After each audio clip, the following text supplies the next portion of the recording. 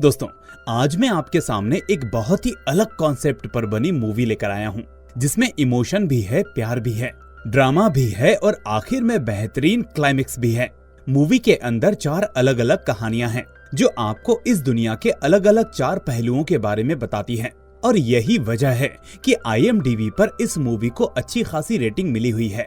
इसलिए इस अलग एक्सपीरियंस के लिए तैयार हो जाइए और आगे बढ़ने से पहले इस वीडियो को लाइक और चैनल को सब्सक्राइब कर दीजिए। तो मूवी की शुरुआत होती है एक डंप यार्ड से, जहां पूरे शहर का कचरा फेंका जाता है। उस डंप यार्ड में कुछ बच्चे कचरे में से जरूरी सामान बटोर रहे होते हैं, ताकि उसको बेचकर अपना खर्चा पानी चला सकें। इसी बीच सभी को एक केक मिलता है, जिसको किसी ने फेंक दिया था। अब वो केक सही कंडीशन में होता है, इसलिए सभी उस केक के साथ मिली टोपियों को पहनकर एक दूसरे का बर्थडे मनाने लगते हैं। इस बीच हम एक लड़के को देखते हैं, जिसका नाम होता है मांझा।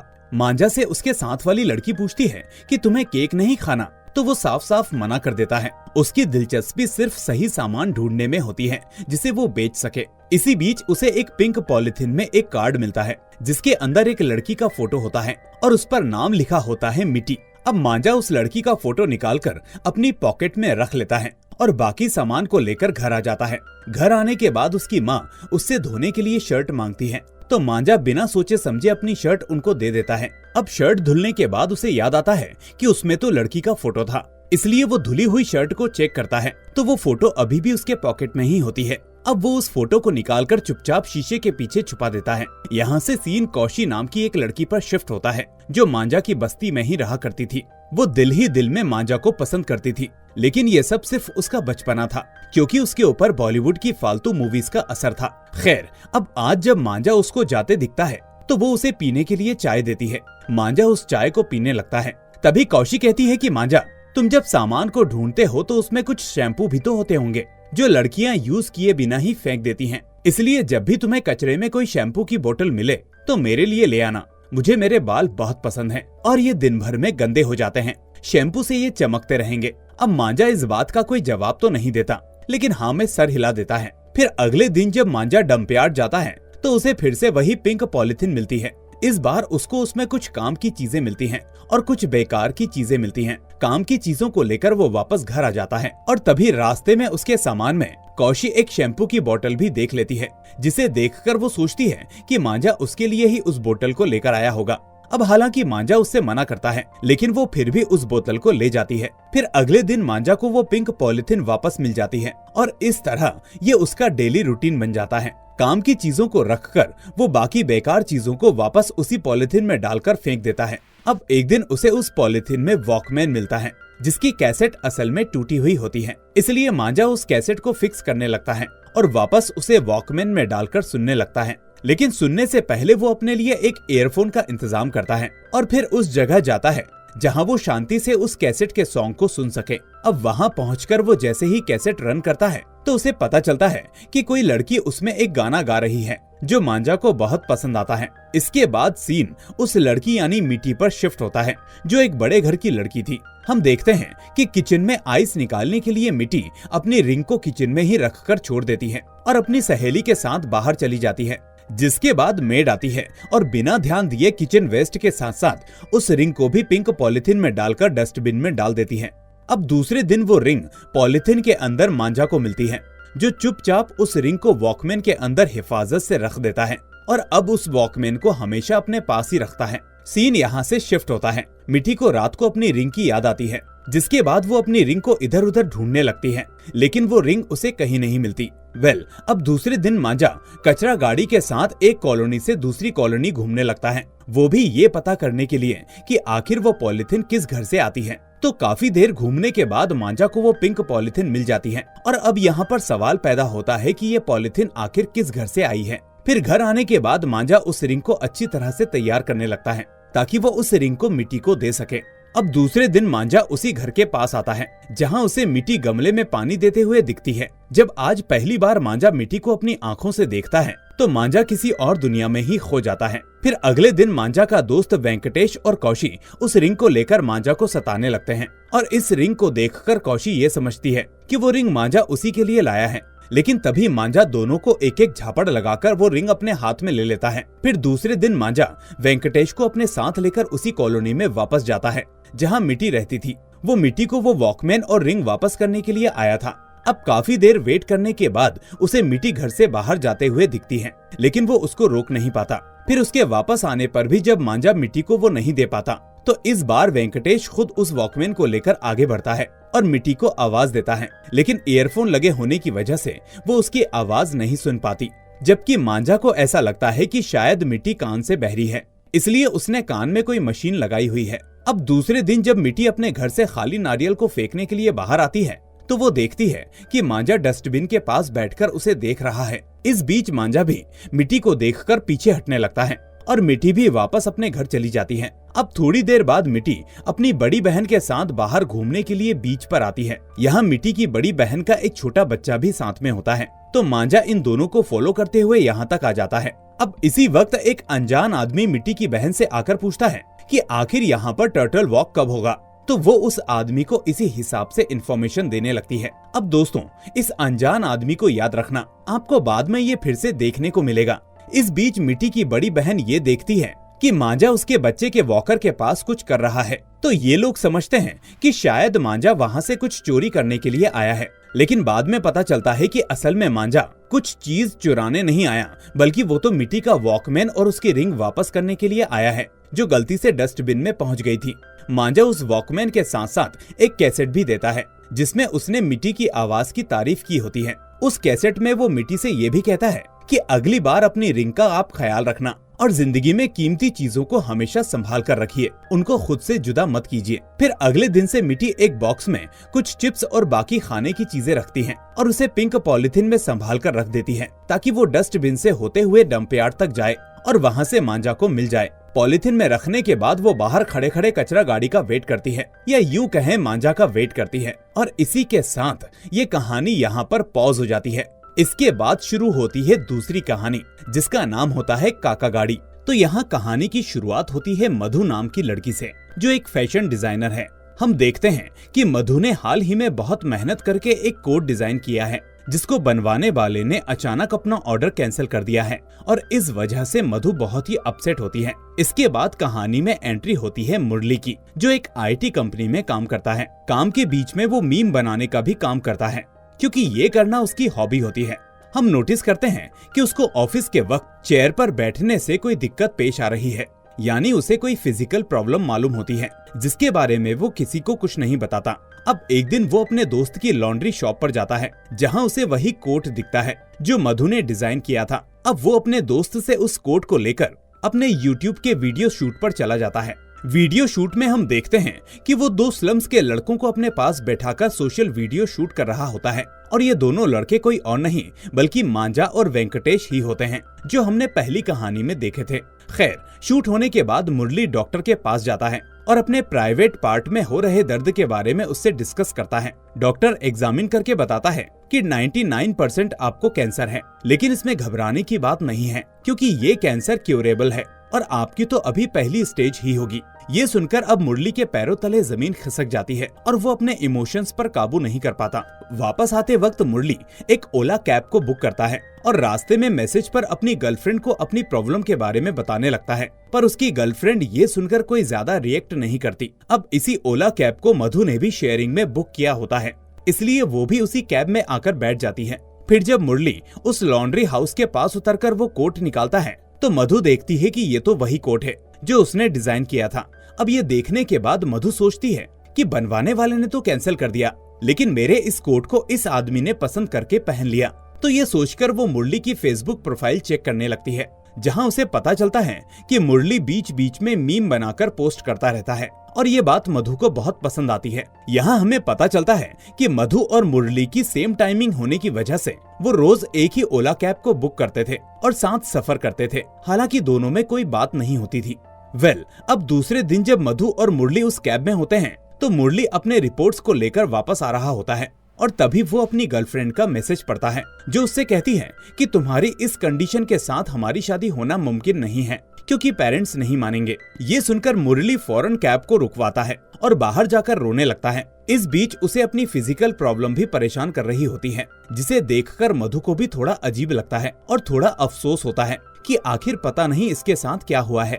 इसके बाद मुरली को 2 महीनों के लिए हॉस्पिटल में एडमिट किया जाना था, इसलिए वो ऑफिस से 2 महीने की मेडिकल लीव ले लेता है। अब आज लास्ट दिन था। सभी कलीग्स उसके साथ सेल्फी लेते हैं, जिसके बाद मुरली वापस कैब में आ जाता है। आज कैब में बैठने पर मुरली सो जाता है और जब उसकी डेस्टिनेशन आती है तो मधु कैब वाले से कहती है कि थोड़ी देर कार को इधर उधर घुमा लो, क्योंकि ये अभी अभी सोया है, फौरन जग जाएगा, घुमाने के पैसे मैं दे दूंगी। अब कैब वाला थोड़ी देर कार को इधर उधर आसपास ही घुमाता रहता है और तभी मुरली की नींद खुल जाती है। नींद खुलने के बाद उसे पता चलता है कि मधु ने ये सब जानबूझकर करवाया था, क्योंकि उसको लगता था कि मुरली कई दिनों से स्ट्रेस में है और ठीक से सोया नहीं है। इसके बाद दोनों के बीच दोस्ती हो जाती है और फिर मुरली रोज हॉस्पिटल से वापस आते वक्त कार में मधु से काफी बातें करने लगता है। इस बीच वो एक दिन अपनी कैंसर वाली बात उसे बता देता है, जिसके बाद मधु उसे काफी हौसला देती है और खुद भी शॉक हो जाती है। फिर एक दिन जब दोनों कैब में होते हैं तो अचानक टायर पंक्चर होने की वजह से वो दोनों कैब से उतर जाते हैं और इसके बाद मधु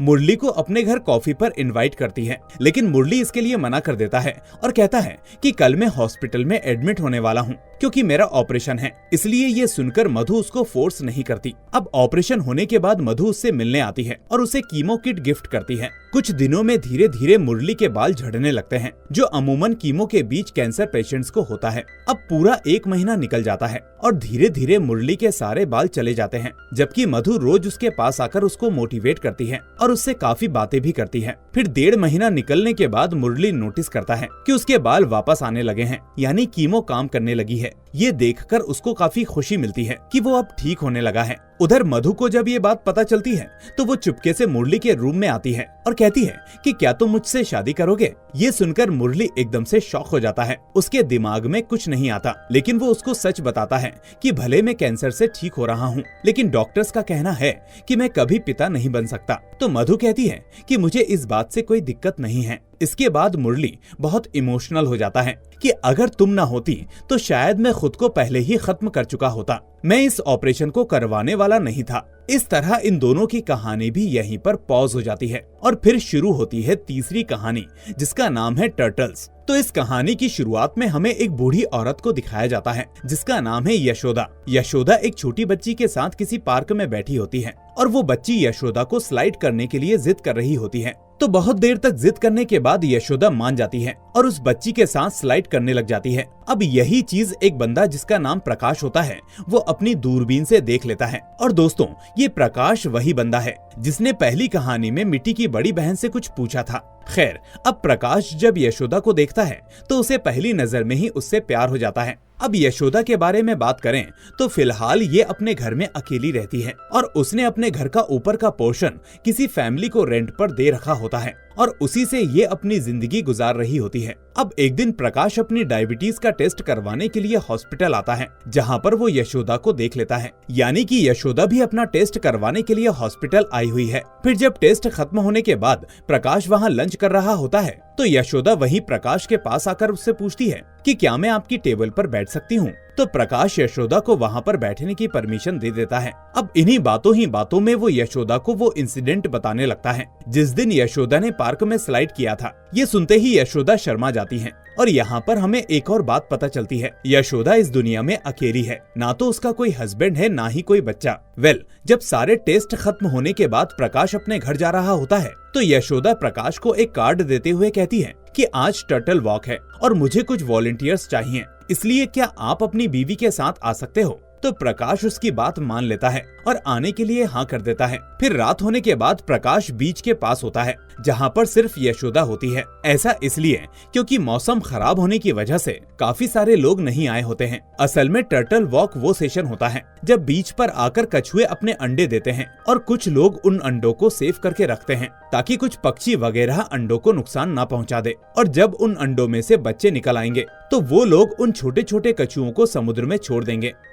अब इसी बीच ये दोनों एक दूसरे से काफी सारी बातें शेयर करते हैं, जहाँ पर प्रकाश यशोदा को बताता है कि 30 साल पहले ही इसकी बीवी मर चुकी है। इसके बाद इसने दूसरी शादी नहीं की क्योंकि इसे कभी जरूरत महसूस नहीं हुई। अब यशोदा के बारे में बात करें तो जब ये छोटी बच्ची थी तभी इसके फादर की डेथ हो गई थी और ये बहुत ही मुश्किल से इधर उधर जॉब करते हुए और अपनी पढ़ाई कंप्लीट करते हुए बड़ी हुई थी। इस बीच ये किसी लड़के से प्यार करने लगी, लेकिन उस बंदे ने यशोदा के बारे में अपने घर में शेयर नहीं किया और उस बंदे को अपना प्यार दिखाने के लिए यशोदा ने अभी तक शादी नहीं की। इसके बाद यशोदा प्रकाश को ये भी बताती है कि उस वक्त से आज तक मैंने अपना चेहरा शीशे में नहीं देखा क्योंकि सजने संवरने का इंटरेस्ट ही चला गया। खैर, अब इन दोनों की बातों में सुबह हो जाती है और प्रकाश को ये टर्टल वॉक का काम करके बहुत अच्छा लगता है। तभी प्रकाश की नजर एक कपल पर पड़ती है जो आपस में किस कर रहे होते हैं। ये देखकर प्रकाश यशोदा से क्वेश्चन करता है कि क्या उन लोगों को नहीं पता कि हम यहाँ खड़े हैं? आखिर थोड़ी शर्म तो करें,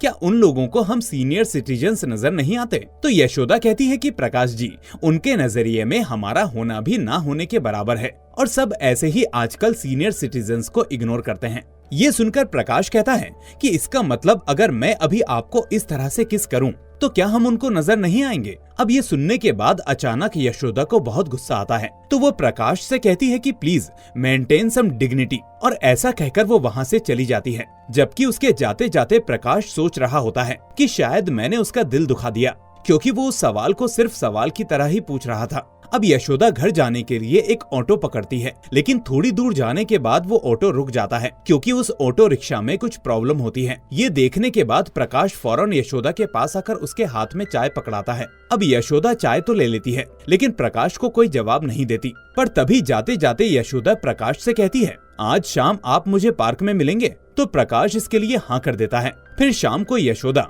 इतने सालों बाद पार्क में प्रकाश से मिलने के लिए खुद को तैयार करती है, लेकिन जैसे ही वो अपने घर से बाहर जा रही होती है तो उसका पैर फिसल जाता है और वो नीचे गिर जाती है। इसके बाद यशोदा बहुत देर तक तड़पती रहती है और किसी तरह अपने फोन के पास जाकर हॉस्पिटल में कॉल करती है। उधर पार्क में न आने की वजह से प्रकाश हॉस्पिटल जाता है और यशोदा का पता करता है, लेकिन हॉस्पिटल वालों के पास यशोदा का एड्रेस नहीं होता। इसलिए घर आने के बाद प्रकाश अपनी दूरबीन लेकर वापस पार्क की तरफ देखता रहता है। इधर यशोदा बिस्तर पर पड़ी रहती है और बाहर नहीं जा पाती। उसके पास प्रकाश का नंबर भी नहीं होता ताकि वो उससे बात कर सके। ऊपर से डॉक्टर उसे 6 महीने के लिए रेस्ट करने के लिए कहता है। इस तरफ बेचारा प्रकाश गली गली यशोदा की तलाश में लग जाता है, लेकिन यशोदा कहीं पर भी नजर नहीं आती। जबकि दूसरी तरफ यशोदा खुद को जल्द से जल्द रिकवर करने के लिए कोशिश करने लगती है। एक दिन यशोदा की केयर टेकर नर्स उसको व्हील चेयर पर बिठाकर पार्क की तरफ लाती है, जहाँ पर यशोदा प्रकाश को देखती है। अब जैसा मैंने पहले कहा था कि प्रकाश को डायबिटीज थी और ऊपर से प्रकाश कड़ी धूप में बैठा हुआ था, तो इस वजह से उसको यशोदा नहीं दिखती। जबकि वो सोचती है कि प्रकाश ने उसको देखकर इग्नोर कर दिया। ये देखकर वो बेचारी अपना दिल छोटा करते हुए वहाँ से वापस चली आती है। लेकिन जब प्रकाश यशोदा की तलाश में लगा रहता है तो उसको वो ऑटो वाला नजर आता है जो उस दिन यशोदा को उसके घर छोड़ने गया था। अब प्रकाश उस ऑटो वाले से बात करता है और यशोदा के घर तक पहुंचने के लिए कहता है। वो ऑटो वाला प्रकाश को यशोदा के घर छोड़ देता है, जिसके बाद प्रकाश वहां देखता है कि यशोदा घायल है और बेड पर पड़ी हुई है।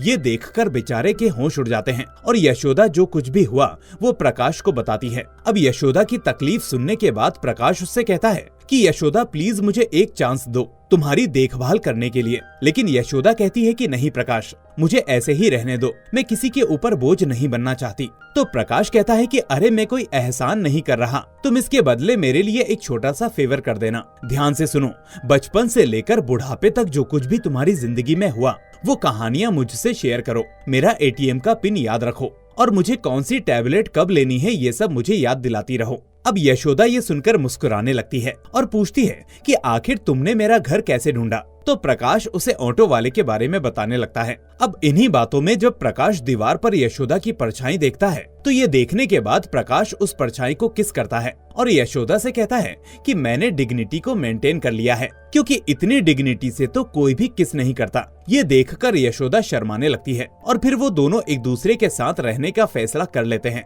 जिसके बाद प्रकाश यशोदा को अपनी गोद में उठाकर उस घर से बाहर ले जाता है और अपने घर पर ले आता है और इस तरह से ये दोनों अपनी जिंदगी कंटिन्यू करते हैं और यहाँ पर ये कहानी पॉज हो जाती है। इसके बाद आते हैं हम चौथी यानी आखिरी कहानी पर, जिसका नाम है अम्मू। तो इस कहानी में हम एक फैमिली को देखते हैं जिसमें हस्बैंड का नाम होता है धना और वाइफ का नाम होता है अमुधा। दोनों के 3 बच्चे हैं और ये लोग एक मिडिल क्लास फैमिली से बिलोंग करते हैं। हस्बैंड वाइफ की बात करें तो धना अपने ऑफिस के काम से फ्री होकर डेली घर तो आता है, लेकिन कभी बीवी को टाइम नहीं देता और न कभी बच्चे पर ध्यान देता है। उसके ख्यालात कुछ ऐसे होते हैं जैसे पुराने जमाने में लोगों के हुआ करते थे। बीवी को घर की नौकरानी समझना, उसकी एक भी बात पर ध्यान न देना और यहाँ तक कि उससे किसी भी तरह की कोई बात ना करना।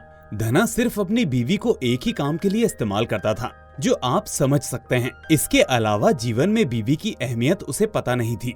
जबकि अमुधा की बात करें तो सभी लोग उसके काम की बहुत तारीफ करते थे। पड़ोसन तक अपने बच्चे को चुप कराने के लिए अमुधा के पास ले आती थी ताकि वो उसको आसानी से सुला सके। खैर, एक दिन अमुधा धना से कार के बारे में बात करती है कि तुम कार को सर्विस सेंटर पर दे आना, वो लोग सर्विस करके कार को तुम्हारे ऑफिस के पास छोड़ देंगे। लेकिन धना अमुधा की बात को गलत समझने लगता है। उसको लगता है कि वो उस पर ऑर्डर चला रही है, इसलिए वो अमुधा को उल्टा सीधा बोलकर वहाँ से चला जाता है कि मुझे अपनी कार की सर्विस डेट याद है, मैं अपने आप करवा लूंगा। अब ये बात अमुधा को हजम नहीं होती और वो वॉचमैन को फोन करके कहती है कि साहब अभी अभी घर से निकले हैं, जैसे ही वो गेट पर आए तो तुम उनका गेट नहीं खोलना और उनसे कहना कि वो जल्दी से वापस ऊपर आए, कुछ अर्जेंट है। अब ये जानने के बाद धना फौरन ऊपर आता है, जहाँ अमुधा उसे अपनी प्रॉब्लम बताती है कि वो उसकी सुनता नहीं, उसके ऊपर ध्यान नहीं देता, उसे प्यार नहीं करता और यहाँ तक कि बच्चों पर ध्यान नहीं देता, बस वो अपना काम करके ऑफिस चला जाता है। तो इस तरह से इन दोनों के बीच काफी सारी तू-तू मैं होती है, जिसके बाद धना वहाँ से चला जाता है। अब उसी रात धना शराब पीकर अपने अपार्टमेंट में आता है तो अमुधा उसे संभालते हुए घर में लाती है और सोफे पर सुला देती है। अब सुबह होते ही धना खुद को सोफे पर देखता है और समझ जाता है कि रात को अमुधा ने ही उसको यहाँ पर सुलाया होगा। इसके बाद जो भी काम अमुधा कर रही होती है, धना भी उन्हीं कामों को करने लगता है। वो घर को ठीक करता है, बच्चों को स्कूल के लिए तैयार करता है और इस बीच एक दिन अमुधा किचन में किसी से चैट कर रही होती है। तभी धना ऑफिस जाते जाते उससे कहता है कि क्या तुम मेरे पुराने कपड़ों को धो दोगी, मुझे कहीं जाना है उनको पहनकर। वो कपड़े उधर बास्केट में पड़े हैं, लेकिन बाद में हमें ये बात पता चलती है कि आज दोनों की मैरिज एनिवर्सरी है और अपार्टमेंट में सभी लोग उनको विश कर रहे हैं, जबकि धना को आज का दिन याद ही नहीं होता। इसके बाद जब वो कपड़े धोने के लिए निकलती है तो उनके नीचे एक गिफ्ट पैकेट होता है, जिसे अमुधा ओपन करती है। ओपन करते ही वो देखती है कि उसमें एलेक्सा है, जिसके बाद वो एलेक्सा को एक नाम देती है और वो नाम होता है हे अम्मू। अब अमुधा दिन भर अपने मन की सारी बातें उससे करती रहती है और अपनी बातों को उसमें रिकॉर्ड करती रहती है। एक दिन इनके अपार्टमेंट में पावर नहीं होता और दोनों मियाँ बीवी एक दूसरे के पास बैठे होते हैं। तो उस वक्त अमुधा अपने दिल की बात शेयर करने के लिए एक छोटा सा तरीका फॉलो करती है और वो दोनों एक दूसरे से पेपर के ऊपर नोट्स लिखकर बातें करने लगते हैं। इस बीच जब अमुधा अपने हस्बैंड से मेन बात करने की कोशिश करती है तो इतने में धना सो जाता है। फिर अगले दिन जब धना ऑफिस से वापस आते वक्त कार में रेडियो सुन रहा होता है तो उसमें वो होस्ट बता रहा होता है कि आप अपनी पत्नियों से प्यार से बात करें, साथ ही उनकी बातों को सुनिए। आदमी तो बाहर जाकर अपने दिमाग को बांट लेते हैं, चाहे भले वो काम ही क्यों ना हो, लेकिन हाउसवाइफ के साथ ऐसा नहीं होता। वो घर में ही रहती हैं और ऊपर से बात भी नहीं करती किसी से। इससे वो डिप्रेशन में जाने लगती हैं, जिससे शादीशुदा लाइफ पर असर पड़ता है। अब ये सुनने के बाद धना को बहुत जोश आ जाता है और वो फौरन अमुधा को कॉल करता है और उसे आई लव यू कहने लगता है। लेकिन इंटरनेट स्लो होने की वजह से अमुधा अपने फोन को स्पीकर पर रख रही होती है कि तभी उसका फोन गिर जाता है और बंद हो जाता है। इसके बाद जब एक दिन धना अपने घर आ रहा होता है तो धना को मधु दिखती है, वही दूसरी कहानी वाली लड़की। तो मधु धना से कहती है कि अमुधा दीदी अभी अभी सुपरमार्केट गई हैं। इस बीच वहीं पर एक और बंदा होता है जो धना से कहता है कि अरे सर, आप अपनी वाइफ को कहीं दूर घुमाने ले जाइए। जब से मैं यहाँ पर हूँ मैंने कई लोगों को अपने घर वालों को घुमाते देखा है, लेकिन आप अपने बीवी और बच्चों को कहीं लेकर ही नहीं जाते। ये सब बहुत जरूरी है सर, इन बातों पर ध्यान दीजिए। फिर घर आने के बाद धना अम्मू यानी एलेक्सा को ऑन करता है और वहाँ वो अमुधा की सारी बातें सुन लेता है, जो अमुधा अक्सर अम्मू को बताया करती थी और अम्मू ने ये सब रिकॉर्ड करके रखा था। तब जाकर धना को अपनी गलतियों का अच्छे से एहसास होता है और वो फौरन सुपरमार्केट जाता है और चोरी चुपके अमुधा को देखने लगता है, जहाँ पर अमुधा अपनी शॉपिंग कर रही होती है। उसके बाद धना अचानक से उसके सामने आ जाता है और शॉपिंग में उसकी हेल्प करने लगता है। फिर सारी शॉपिंग करने के बाद ये दोनों एक दूसरे का हाथ पकड़कर अपने घर वापस आ जाते हैं। और उस दिन के बाद दोनों के बीच सब कुछ ठीक हो जाता है। दूसरे दिन अमुदा अम्मू के पास आकर कहती है कि आज से मुझे तुम्हारी जरूरत नहीं, क्योंकि मेरे पति अब मेरी हर बात सुनते हैं, इसलिए मैं तुम्हें शट डाउन करके रख रही हूँ। अम्मू कहती है कि अपना ख्याल रखिएगा और इसके बाद वो उसको गुड बाय बोल देती है और इसी के साथ ये मूवी यहीं पर खत्म हो जाती है। दोस्तों, इन चारों कहानियों में बचपन, फिर शादी से पहले का जीवन, फिर शादी के बाद का जीवन और लास्ट में बुढ़ापे के जीवन तक की कहानी दिखाई गई है और ये बताया है कि उम्मीद की किरण कभी खत्म नहीं होती। अगर हमें सच्चा साथी चाहिए तो चाहे उम्र कुछ भी हो, उस पर इस बात का कोई असर नहीं पड़ेगा। तो दोस्तों, आपको ये मूवी कैसी लगी मुझे कमेंट करके जरूर बताएं। साथ ही वीडियो को लाइक करके और हमारे चैनल को सब्सक्राइब करके नोटिफिकेशन बेल को भी दबा दें। मैं मिलूंगा आपसे अगली ऐसी ही शानदार मूवी के साथ। टिल देन अपना ख्याल रखिए एंड थैंक्स फॉर वॉचिंग।